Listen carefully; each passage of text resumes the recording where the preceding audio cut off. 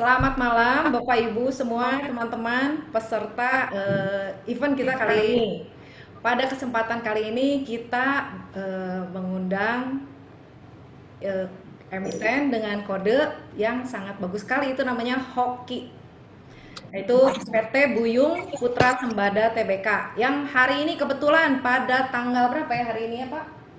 4 Desember. 4 Desember mencapai harga all time high-nya. Pas kebetulan ini salah, mestinya bikin eventnya 2 minggu yang lalu nih biar kita ke bawah naik juga. Cuman ya masih kita mau tanya lagi apa masih bisa naik ini sama bapak-bapak dari tim hoki ini supaya kita bisa ikut hoki juga ya. Nah kali ini kami dari Investor Akademi Indonesia bersama Pak Donald dan Andre juga para alumni dari IAI juga Investor Akademi Indonesia memperoleh kesempatan untuk bisa bertanya-tanya tentang prospek hoki. Dari hoki sendiri mungkin saya perkenalkan dulu Bapak Budiman Susilo ya Pak. Bapak Susilo adalah saat ini menjabat sebagai Direktur PT Hoki ya, dan pernah juga sebelumnya di PD Mitra, aktif pemilik PD Mitra Sumber Sentosa, lalu di PT Alfa pernah juga, PT Carrefour, PT Matahari, PT Ramayana juga. Jadi memang sudah sangat pakar sekali ya Pak di retail ya Pak. Nanti kita mohon petunjuknya ya Pak. Siap-siap, sorry kalau nanti kita akan interogasi Bapak beberapa pertanyaan ya Pak. Wah, boleh. Iya. Kalau bisa dijawab, dijawab. Oke, ya ini mungkin pertama kita perkenalkan dulu, ini Pak Budiman Susilo. Terus Bapak silakan menyapa para peserta Pak. Halo Bapak Ibu semua yang peserta yang ada di grup Zoom ya malam ini ya. Senang sekali bisa jumpa dan bisa berkenalan. Semoga dengan pertemuan ini kita bisa saling lebih mengenal. Kata orang tak kenal maka tak sayang. Bapak Ibu semua, saya senang bisa memperkenalkan Hoki. Di sini juga ada beberapa direksi atau komisaris dari Hoki, Pak Jo. Selamat malam Pak Jo, selamat malam Pak Dion dan semuanya. Rekan Pak Donat, Bu Vivi, Pak Riki semua. Thank you ya malam ini. Ya Bu. Iya, oke. Mungkin kita sekarang lanjut ke Pak Dion ya Pak. Pak Dion akan membawa presentasi tentang hoki ya Pak. Ya. Oke, silakan Pak Dion memperkenalkan diri dan sekaligus bawa materi ya Pak. Terima kasih pada Pak Don mengenalkan Pak Bu Yura. Ini tolong di share screen. Saya akan profil mengenai hoki dan dengan materi yang simple aja. Nanti setelah ini tanya jawab aja seperti biasa dengan Pak Budiman juga direksi hoki di sini. Maaf Bu Vivi, kalau untuk presentasi bisa di share screen. Oke, bentar ya. Oh. Jadi ini kan nanti tapping dulu ya, nanti baru di ini kan. Ya, saya jadiin Bapak co-host ya. Oke Pak, silakan Pak. Ya, oke, thank you. Jadi saya akan bawakan presentasi mengenai hoki. Jadi kalau kita sering ke supermarket dan sebagainya pasti familiar dengan merek Topik Hoki. Nah, tapi sebagai perusahaan bisnisnya seperti apa dan ke depan seperti apa, mungkin kita akan coba beri gambaran dulu. Jadi bisnis hoki ini kita ini produknya adalah beras Topik Hoki dan kita distribusi ke seluruh Indonesia, terutama ke modern market. Jadi market kita adalah modern market yang paling utama saat ini. Proses produksi juga kita proses dari petani Indonesia, beras pilihan, baik dari padi, gabah basah, juga dari beras. Dan distribusinya tadi selain pasar modern juga kita ada di biasanya pasar tradisional, yang modern tradisional, juga bisnis to bisnis dan juga online. Nah, Kapan sih hoki berdiri? Nah, jadi hoki itu berdiri dari tahun 1977. Jadi awalnya itu adalah toko buyung di Palembang, Sumatera Selatan. Nah, untuk PT Buyung Putra Sembada sendiri itu didirikan tahun 2003. Jadi generasi pertama itu dari sekarang generasi manajemen adalah generasi kedua. Nah, dari Palembang dan Sumatera Selatan itu berkembang bisnisnya. Jadi bukan hanya toko, tapi juga sudah menjadi produsen pabrik. Dan di 2005 kita bilang hoki ya, itu sudah mulai masuk ke modern market. Jadi makanya kalau kita lihat sekarang Pak Budiman itu latar belakangnya dari berbagai modern market, itu juga peran beliau dulu mengawali di pasar modern. Nah, 2011 kita pertama kali bangun pabrik penggilingan di Subang di 2011, dan dengan meningkatnya permintaan kita juga buka distribusi dan gudang di Surabaya, dan 2014 kita mencapai penjualan untuk 500 miliar untuk pertama kalinya. Jadi di 2015 kita tambah produksinya, kapasitas produksinya di Subang itu. Jadi saat itu jadi sekitar 259.000 per tahun atau sekitar 30 ton per jam. Nah, di 2016 kita juga launching brand kopi untuk memperkuat rencana IPO kita yang kita lakukan di 2017. Nah, jadi kita tercatat di bursa dari 2017. 2018 ini kita udah masuk ke berbagai indeks, mulai dari Kompas 100, indeks syariah, indeks small cap juga, dan juga sampai ke Pevindo 25, indeks 80, SMI LIQ juga yang baru, dan terakhir ini 2019 bahkan kita juga mencoba mengarah kepada perusahaan yang prinsipnya berkelanjutan. Jadi makanya kita juga bangun pembangkit listrik tenaga kulit padi pertama di Indonesia, sehingga kita tahun ini juga dapat juga dari Planet Mart untuk sertifikat sustainability. Jadi ini kurang lebih gambaran perjalanan. Nah, untuk pemegang saham saat ini masyarakat menguasai sekitar 32,6. Pak Soekarto selaku Direktur Utama, Pak Soekarto dan Pak Sukaking juga Direktur, dan Pak Soekarto Komisaris. Mereka adalah founder dan juga generasi kedua untuk Buyung Putra Group. Nah, sisanya dimiliki juga keluarga. Nah, ini adalah manajemen.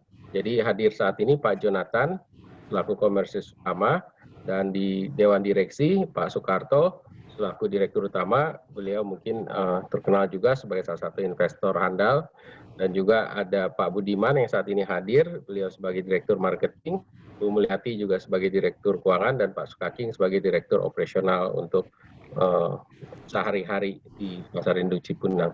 Nah, bisnisnya seperti apa? Bisnis beras itu sederhana. Jadi kita ngambil dari petani. Kalau kita ambil dalam bentuk gabah basah, ini kita ambil dari pengepul, kemudian masuk ke dalam pabrik kita untuk diolah. Atau kita juga bisa ambil dari penggilingan padi. Nah, kita bilangnya unprocessed rice. Nah, dari unprocessed rice ini kita proses ke dalam mesin kita untuk menjadi brand Topi Kopi. Jadi ada dua sumber untuk bahan baku, dari gabah basah maupun dari penggilingan. Tentunya kalau dari penggilingan harganya lebih tinggi karena sudah diproses, yaitu kulitnya sudah dipecah. Nah, ini yang nanti kita jelaskan kenapa bedanya kita ke depan bangun juga dryer dan mesin pemecah kulit untuk supaya meningkatkan harga, menekan harga bahan baku. Nah, ini adalah supplier kita. Jadi hoki ini karena memang puluhan tahun sudah pengalamannya, kita punya supplier itu nggak hanya dari satu area saja. Jadi ada juga area dari Sumatera Selatan, Jawa Barat, Jawa Tengah, Jawa Timur, dan juga Sulawesi Selatan. Nah, untuk hal ini sangat penting karena seandainya ada kekurangan atau hasil panen di satu area, kita cukup bisa ambil dari area lain. Dan juga saat ini sih produksi beras cukup merata sepanjang tahun. Jadi kita setahun 2 tahun ini supply cukup stabil lah. Nah, ini adalah brand-brand hoki, mulai dari merek Pandan Wangi yang tadi Bu Vivi coba buka. Brand dulu ini ada macam-macam, tapi sekarang mungkin nggak terlalu banyak ini. Tapi yang banyak terkenal ada Sentra Ramos, Pandanwangi, sama Hoki. Dan juga ada juga brandnya itu yang merek dari pihak ketiga atau dari misalnya di Indomaret, lihatnya pasti berasnya yang logonya yang private label kita bilang, atau dari Laris, dari Giant dan sebagainya. Nah ini tadi jaringan distribusi. Oke. Nah, ini kurang lebih pembagian penjualan untuk tahun 2020 sampai bulan September kemarin. Jadi kalau kita lihat bahwa kita pertumbuhannya, kalau bukan pertumbuhan ya, jadi peralihannya itu penjualan lebih banyak di modern trade. Karena apa? Karena memang tahun ini kan memang banyak pasar tutup, modern trade yang masih ada buka. Jadi kita meningkat di sana. Kalau untuk pasar tradisional atau general trade kita berkurang. Dan lainnya itu adalah proses-proses dari mulai produk sampingan dari beras itu, dari kulit padi, bekatul, beras patah, itu kita jual, kita masukkan kepada kategori lainnya. Nah ini adalah kapasitas produksi. Jadi yang tadi di Subang kita paling besar saat ini, kita baru tingkatkan tahun lalu jadi 50 ton per jam. Kemudian di Pasar Induk Cipinang itu kita ada mesin pemrosesan beras, dan yang kita sedang bangun nanti di Sumatera Selatan. Jadi total ini kapasitas kita di 2016 35 ton per jam, 2019 55 ton per jam, dan kita targetkan untuk meningkat, dan tahun ini kita melanjutkan pembangunan. Nah, ini adalah gambar pabriknya, jadi biar ada gambaran seperti apa sih pabriknya Hoki. Jadi ini dari mesin masuknya beras dan sebagainya diproses sehingga terakhir itu masuk untuk langsung ke packaging. Oke, nah ini yang kita sedang bangun di Sumatera Selatan. Jadi kita terus bangun meskipun masa pandemi ini, karena kita lihat bahwa ini juga akan segera berakhir. Mungkin tahun depan kita bisa siapkan ini untuk mulai kapasitas pertamanya tambahan. Nah ini proses pengolahannya yang tadi dari gabah basah maupun dari beras unprocessed rice atau beras yang belum diproses. Ini kurang lebih prosesnya kita dari mulai masuk, dibersihkan, digiling, terus juga ada bilang misah separator, juga untuk polisher ini poles beras sehingga putih, dan kita tidak ada kimia ataupun tidak ada bahan-bahan lain, jadi kita murni dari beras itu keluarnya dari padi itu keluarnya beras tanpa bahan kimia atau bahan pengawet. Nah, kurang lebih seperti itu. Nah, untuk secara keuangan memang sejak terjadi COVID, penjualan memang menurun, di mana permintaan memang juga turun karena ada beberapa bansos disalurkan kepada masyarakat, jadi itu mengurangi pembelian, juga banyak mau tutup, tapi setidaknya di 9 bulan ini kita masih mampu membukukan laba bersih 28,59 miliar, dan untuk margin kita di 9 bulan ini kita Q on Q masih naik. Karena apa? Karena kita coba banyak memproses beras dari gabah basah sehingga menekan biaya. Nah untuk capex di sini bisa dilihat kita di masa pandemi ini malah kita naikin belanja investasinya. Untuk apa? Untuk nambah dryer, mesin pengering, dan juga untuk terusin pembangunan di Sumatera Selatan. Jadi tahun ini uniknya di Hoki, orang lain mungkin penjualan turun, kurangin investasi, kita malah tetap konsisten lakukan investasi, bahkan ditingkatkan.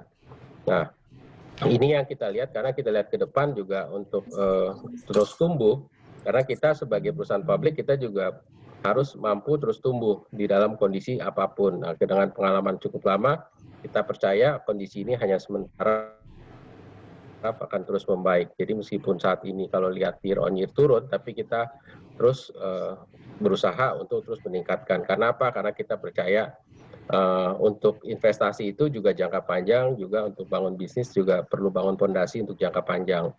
Dan dari margin juga kita lihat meskipun jadi penurunan, tapi kalau kita lihat di 9 bulan tahun ini sudah menunjukkan kenaikan yang lebih baik, dan kita harapkan nanti akan makin terus membaik dengan sejalan dengan peningkatan penjualan. Nah ke depan gimana? Nah, pasti kita lihat untuk 2020 udah Desember. Nah, kita terus tetap akan konsentrasi kepada modern market dan juga channel-channel lainnya selain traditional market. Nah, tadi kita juga sudah sebut, kita terus tingkatin kapasitas produksi dan distribusi. Dan dengan nambah mesin pengering, jadi kita juga untuk optimalisasi biaya yang kita akan produksi. Nah, ini adalah kapasitas produksi yang kita siapkan dari sekarang, kita terus bangun, di mana tadi kan cuma sampai pabrik Jawa Barat nih. Kalau Sumatera Selatan kita targetkan mungkin setelah semester 1 tahun depan sudah selesai, jadi kapasitas kita nambah jadi 5 ton. Dan sisanya lagi 20 ton lagi kita di lokasi yang sama kita akan nambah juga 95 ton. Jadi intinya kalau kita lihat di 2022 kita akan menjadi 95 ton per jam dengan terus membangun pabrik baru. Tentu dasarnya apa? Ya dasarnya karena kita percaya konsumsi beras masih akan meningkat khususnya untuk beras kemasan branded. Nah, ini progres terakhir pabrik di Sumatera Selatan. Jadi kita terus bangun, bahkan ini kemarin udah dipasang listriknya untuk disambung, ini pengeringnya. Dan juga kita juga oh ya, ini yang nanti sebenarnya di bagian terakhir. Jadi dari kulit padi itu kita bertujuan kan tadi berusaha supaya tidak ada limbah atau zero waste. Nah, kulit padinya ini kita sudah bangun pembangkit listrik tenaga kulit padi. Ini bisa menjadi yang pertama di Indonesia. Jadi listrik dari kulit padi. Nah, ini kita gambar ini seperti ini. Targetnya sih 3 megawatt sih. Udah mulai uji coba, sudah mulai stabil. Jadi diharapkan ada tambahan pendapatan dari listrik ini yang kita jual ke pihak ketiga. Nah, ini yang menarik. Karena kita tahu sekarang dengan kondisi COVID dan sebagainya, investor-investor luar melihat faktor ESG atau environment, sosial, dan tata kelola itu sebagai faktor yang penting. Nah, hoki meskipun baru 3 tahun listed, tapi kita percaya hal ini yang menjadi pendorong kita untuk tumbuh berkelanjutan. Nah, tadi yang soal kulit padi, kalau selama ini, kalau kita lihat di daerah sentra penghasil padi, kulit padi itu kadang cuma ditaruh aja seperti ini, jadi membumbung juga sampah. Jadi makanya dengan semakin besarnya pabrik, kita terus berpikir gimana supaya kulit padinya ini bisa diolah lagi jadi uang. Nah, salah satunya kita bakal bangun pembangkit, di mana 120 ton itu bisa menghasilkan sekitar 3 megawatt listrik.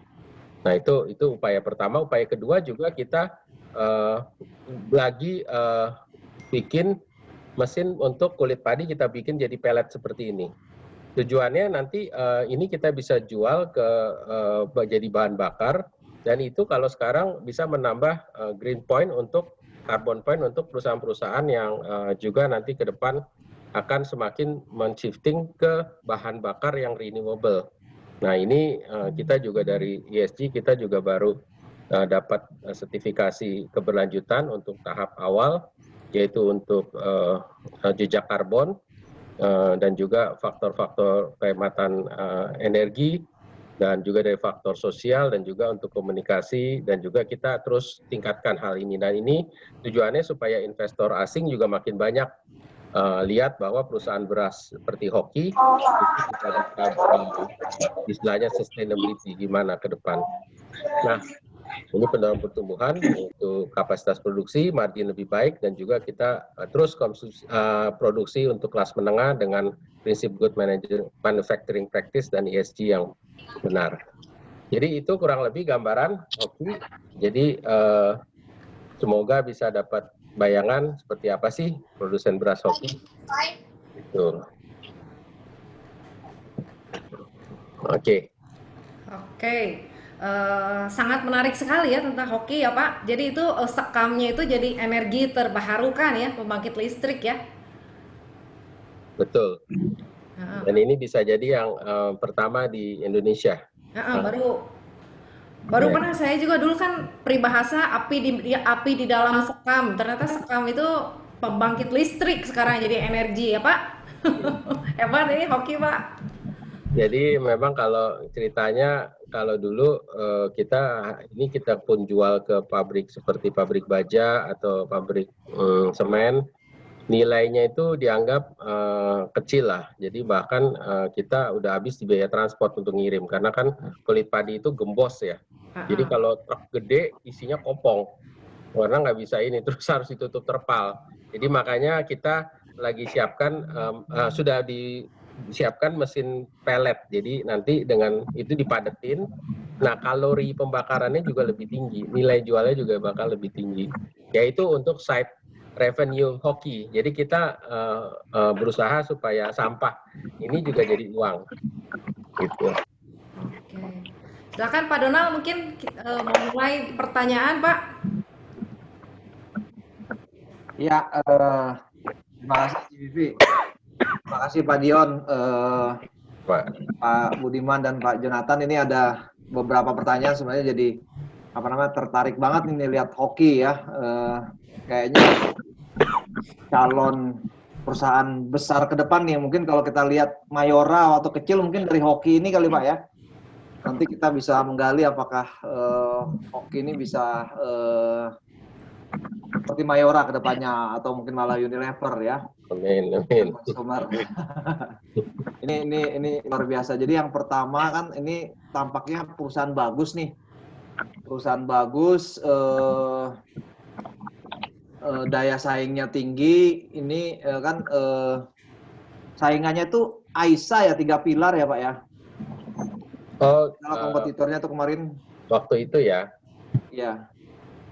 Cuman emang ada gangguan manajemen lah ya, manajemen lama bermasalah. Ini sekarang diganti dulu dari Singapura. Saya nggak tahu apakah ini kemudian jadi kompetitor Bapak atau gimana nih ke depannya. Budiman mungkin bisa jawab. Ya. Sebenarnya kan kita lihat bahwa kompetitor kan tidak hanya Aisa. Memang awalnya kan Aisa ada ya, tetapi kan lebih bagus lah. Makin ada kompetitor, makin hidup ya suasana di market. Jadi kita juga bisa saling berlomba memberikan yang terbaik buat konsumen kita, gitu ya Pak ya. Saya rasa tidak hanya Aisa, tetapi beberapa kompetitor baru juga datang, tetapi juga banyak yang mundur gitu, karena memang kondisi seperti ini kan perlu fokus energinya benar-benar. Kalau kita kan memang pemain yang sudah cukup lama dari tahun 77 sampai sekarang dan hanya fokus kepada produk ini saat ini yang beras ini kita berfokus itu kelebihan kita, jadi kita sudah sangat tahu sudah punya pengalaman bagaimana produk yang terbaik yang kita bisa berikan kepada konsumen gitu ya. Ini Pak Dion mau tambahkan gitu. Ya, jadi kalau dari sisi pesaing, kalau sebagai perusahaan terbatas saat ini ya kita lihat mungkin hoki ya. Dan untuk fokus tadi seperti kata Pak Budiman bahwa keunggulan hoki selalu fokus dari dulu main beras. Nanti ke depannya ada pertanyaan ini mungkin soal diversifikasi, kalau boleh sekalian mau Pak Budiman jawab mungkin ya kali ya. Ya, ke depan. Oke, kalau diversifikasi produk kita sudah punya plan ya. Tinggal tunggu tanggal mainnya karena mungkin tahun depan kita juga sudah mulai ada beberapa produk baru yang kita akan launch ya sebagai diversifikasi produk kita. Tapi tentunya dari beras itu ada salah satu yang kita fokuskan, tetapi juga ada beberapa produk-produk lain. Dan mudah-mudahan ini juga bisa dimatangkan dan bisa nanti diterima oleh masyarakat secara antusias ya, karena ini sangat bagus lah produknya. Ya, tunggu aja deh, gitu. Ya. Oke. Ya, tapi kalau kita lihat kan hoki memang kelasnya premium ya Pak? Premium. Iya. Premium ya, itu pandan wanginya paling wangi. Saya udah pakai hoki, nggak pernah ganti-ganti merek lagi. Beli ya tetap beli hoki lagi, nggak bisa ganti merek yang pandan wanginya. Ya mungkin itu salah satu yang bikin keunggulannya ya, dia ada kelebihan sendiri ya Pak. Termasuk ini kayaknya dia nggak pakai kimia sama pestisida Pak ya. Iya kali. Oh ya, ya. Ini maka, luar biasa ini.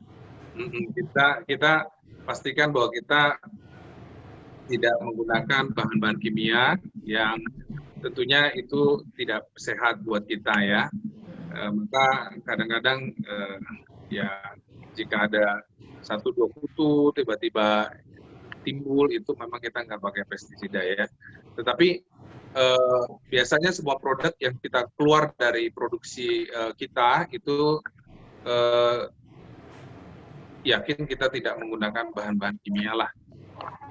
Jadi nggak pakai pengawet, nggak pakai pemutih itu Pak ya? Ya, pemutih yang kita pakai itu mechanical ya, artinya ya dipoles gitu, tidak menggunakan bahan-bahan kimia atau bleaching yang bisa tidak sehat buat untuk masyarakat ya. Jadi ketika keluar produk itu tidak pakai pemutih, tidak pakai pengawet kimia lainnya, dan itu semua secara mechanical, putihnya juga karena itu ya, itu Pak Donald. Ya. Ini artinya kan nggak banyak pemain yang bermain di situ ya, kompetitor, karena ini kan sulit ya Pak. Mungkin malah justru brandnya hoki ini malah justru dibangun di situ ya, terkait dengan environment sehat ya, tidak pengawet, tidak pakai bahan kimia. Ini mungkin salah satu apa ya, kalau bahasa kita tuh muat daya saing ya, yang dimiliki oleh produk-produk yang lain. Betul Pak. Jadi ya itu yang unggulan kita ya Pak ya, salah satunya. Brandnya udah sangat kuat, dari nama juga udah hoki ya Pak.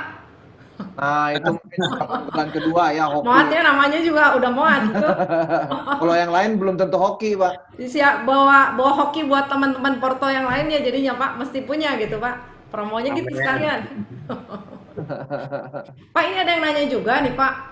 Ini bagaimana, tadi kan ini diversifikasi udah ditanyain, ini ada lagi pertanyaan, bagaimana antisipasi hoki dalam menghadapi kendala musim panen padi yang gagal? Aisyah udah nggak ada beras lagi. Nah itu kan Pak, kalau misalnya penyebab panen gagal itu berdasarkan musim, siklus bulanan, atau ada faktor-faktor tertentu gitu Pak? Iya, sebenarnya kan kita sudah pengalaman cukup lama, jadi kita juga punya rekanan dan sourcing yang cukup banyak gitu ya. Kemudian kan kalau panen kan Indonesia ini luas sekali. Jadi mulai dari Sabang sampai Merauke, ya bahkan tadi Pak Dion sudah perlihatkan di paparannya, jadi ada beberapa provinsi, mungkin ada 5 atau berapa tadi yang memang surplus beras, dan panennya pun bergantian, tidak selalu sama. Kayak di Sumatera Selatan lagi panen, di Jawa Barat, atau di Jawa kan belum tentu panen mereka lagi mulai untuk tanam atau mulai sudah menjelang panen gitu. Kemudian nanti Jawa habis, di Sulawesi juga ada gitu ya. Jadi bisa bergantian. Kita ada 5 provinsi yang surplus tadi, ada di Jawa Barat, Jawa Tengah, Jawa Timur, Sulawesi Selatan, Sumatera Selatan. Jadi kan sourcing itu kita sudah punya, supplier-suppliernya sudah ada, yang sudah terjalin cukup lama kerjasamanya dengan kita, dan itulah yang menjadikan kenapa kita selalu bisa menjaga produk kita, kontinuitasnya, availabilitasnya tidak pernah stock out gitu ya, selalu ada. Ibu Vivi mungkin kan kecewa ketika mau ke supermarket, dia habis nih berasnya, padahal udah ngebet banget kepengen makan ya gitu Bu Vivi. Jadi tadi kita jarang. Jadi kita udah ngerti ya, sumber-sumbernya kita bisa atur. Kapan juga musim-musimnya kita juga sudah siapkan. Jangan sampai konsumen kita kecewa karena tidak bisa menemukan produknya atau kosong gitu Pak. Selama ini sih sampai sekarang ya syukurnya selalu tersedia dengan baik dan tidak pernah putus. Oke, jadi supply chain nggak pernah putus ya Pak. Kegagalan panen padi itu nggak masalah, bukan buat hoki ya. Selama ini berhasil mengatasinya karena emang jam terbang hoki udah tinggi ya Pak. Ya. Oke, clear.